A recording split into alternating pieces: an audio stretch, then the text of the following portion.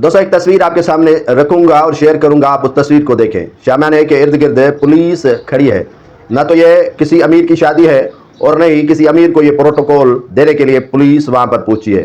हर तरफ पुलिस ही पुलिस आपको नजर आएगी और जैसे यहाँ पर धाड़ेल या डाकू छुपे हुए हैं उनका ये ताकुब करते हुए यहाँ पहुंचे हैं। SHO मिट्टी हाशिम सुमरो की सरबराही में यहाँ बड़े तादाद में अलकार एक पसमानदा और महरूम का शिकार बनने वाली भील कबीले के पोरियत के खानदान की शादी की दावत पर धावा बोल दिया।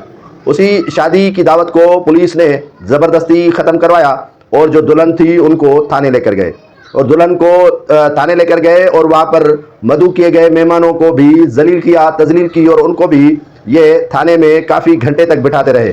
और मामला ये था कि दुल्हन की ये पूछ रहे थे कि उम्र कम है, कम उम्र में इसकी शादी हो रही है। जब उनको सर्टिफिकेट और दीगर दस्तावेज दिखाए गए कि ये शादी 21 बरस की उम्र में हो रही है, 14 घंटों के बाद पुलिस ने ये क़यामत जो ढा रखी थी वो ख़त्म की। 14 घंटे जो दुल्हन थी, दुल्हा था या दीगर जो इनके फैमिली के अफराद थे वो पुलिस के चुंगल में थे। अब आप मुझे बताएं कि पुलिस ऐसे ही घुस जाती है जैसे डाकुओं के खिलाफ जाते नहीं हैं। बड़े अफराद अगर शादी करें, बड़े अफराद या बड़े ताकतवर लोग किसी भी उम्र में दाखिल होकर शादी करें या ब्याह करें या किसी के साथ नाजायजी करें तो पुलिस को शायद ये नज़र नहीं आता है, लेकिन शादी जब गरीब करता है तो हर बुराई और उनको खराबियाँ इसी शादी और सिस्टम में नज़र आता है।